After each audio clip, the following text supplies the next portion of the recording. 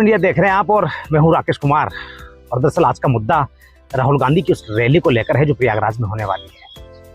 हिंदुस्तान में दो चीजें कभी खत्म नहीं होती है, एक चुनाव और दूसरा वादा। और फर्क सिर्फ इतना है कि चुनाव हर कुछ महीनों में आते हैं लेकिन वादे हर दिन होते हैं।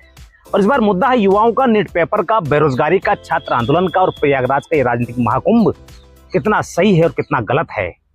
और ये भी सवाल है कि युवा किसके लिए लड़ रहा है और कौन उसके लिए लड़ने का दावा कर रहा है। इन तमाम विषयों पर जो रिपोर्ट लेकर के आए हैं उसे पूरी सुनिएगा। माना जाता है कि देश का भविष्य युवाओं के हाथ में होता है, लेकिन आज का युवा अपने हाथ में किताब से ज्यादा प्रदर्शन का पोस्टर और सोशल मीडिया पर ट्रेंड करता हुआ हैशटैग लेकर के घूम रहा है। नीट पेपर का लीक हुआ, लाखों छात्रों की मेहनत पर सवाल खड़े हो गए। परीक्षा रद्द हुई, दोबारा हुई, लेकिन जिनका एक साल निकल गया उसका हिसाब किस किताब में लिखा जाएगा ये सोचना बनता है। और राजनीति ने भी इस पूरे मामले में मौका नहीं गंवाया। सरकार ने कहा कि कार्रवाई होगी, दोषी बचेंगे नहीं। विपक्ष ने कहा कि जिम्मेदार बचेंगे नहीं। फर्क सिर्फ इतना है कि कार्रवाई अदालत में होती है और आरोप प्रेस कॉन्फ्रेंस में लगाए जाते हैं। दिल्ली के जंतर मंतर से शुरू हुआ आंदोलन प्रयागराज तक पहुंच चुका है।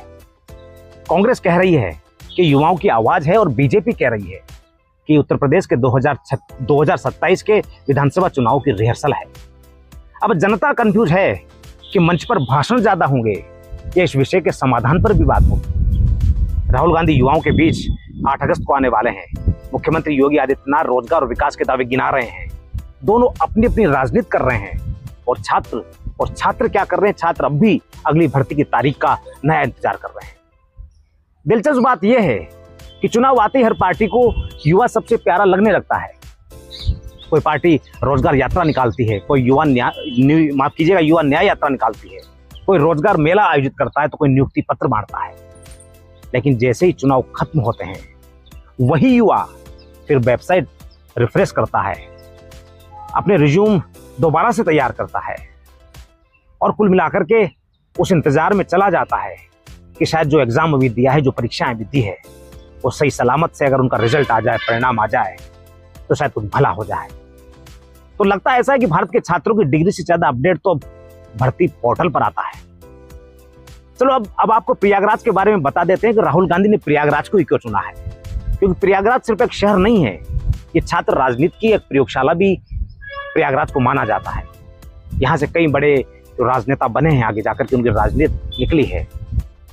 तो कांग्रेस निश्चित रूप से चाहती है कि प्रयागराज की इसी जमीन से 2027 का नया नैरेटिव निकले जो वोट बैंक को इधर से उधर करे। यानी जाति से हटकर युवा, मंडल से हटकर रोजगार और नारे से हटकर नाराजगी। लेकिन राजनीति इतनी भी नहीं होती, क्योंकि हर पार्टी को पता है कि जिस युवा के हाथ में आज डिग्री है, कल उसी के हाथ में वोट भी होगा। कुल मिलाकर के बात सिर्फ कांग्रेस या बीजेपी की नहीं है। बीजेपी का अपना एजेंडा है, कांग्रेस का अपना एजेंडा है, लेकिन दोनों के केंद्र बिंदु में जेन जी आंदोलन के बाद में इन दोनों के केंद्र बिंदु में युवा है। क्योंकि वही जेन जी आने वाले कुछ सालों में एक वोटर के तौर पर भारतीय नागरिक बन जाएगा। बीजेपी कहती है कि विपक्ष छात्रों को गुमराह कर रहा है, तो कांग्रेस कहती है कि सरकार युवाओं का भविष्य बर्बाद करने पर तुली हुई है। और दोनों की बहस में छात्र वही पुराना सवाल पूछ रहा है कि सर अगली परीक्षा कब है? तो सिस्टम जवाब देता है कि जल्द तारीख बताएंगे। छात्र पूछता है कि जनाब ये तो बता दीजिए कि भर्ती कब होगी। तो सिस्टम का आप जवाब सुनिएगा तो आपको हंसी आएगी और शायद याद भी होगा कि शायद यही जवाब मिला था। सिस्टम कहता है प्रक्रिया जारी है। छात्र एक बार फिर से सवाल पूछता है कि चलिए ये बता दीजिए कि नौकरी कब मिलेगी, आजीविका कैसे चलाएं। तो वहां राजनीति का जवाब आता है कि पहले चुनाव होने दीजिए। विचार करिएगा, देश की व्यवस्था जिस तरीके से चल रही है, जिस तरीके से हर मुद्दे पर राजनीति की जा रही है, जिस हर मुद्दे को राजनीति का केंद्र बिंदु बनाकर के उस अंधेरी काल कोठरी में डाल दिया जाता है जहां समाधान की कोई गुंजाइश नहीं होती है। और सबसे दिलचस्प बात यह है कि नेताओं के भाषणों में युवाओं का भविष्य हमेशा उज्जवल होता है, बस वही उजाला नौकरी की लिस्ट तक पहुंचते पहुंचते गायब हो जाता है। हर सरकार, हर पार्टी विपक्ष में रहते हुए पेपर लीक पर धरना देती है और सत्ता में आती सिर्फ एक काम होता है, जांच समितियां बना दी जाती है। यानी कुर्सी बदलते ही बयान बदल जाते हैं। हालांकि निगाह 8 अगस्त की उस रैली पर है जो राहुल गांधी प्रयागराज की धरती पर करने वाले हैं।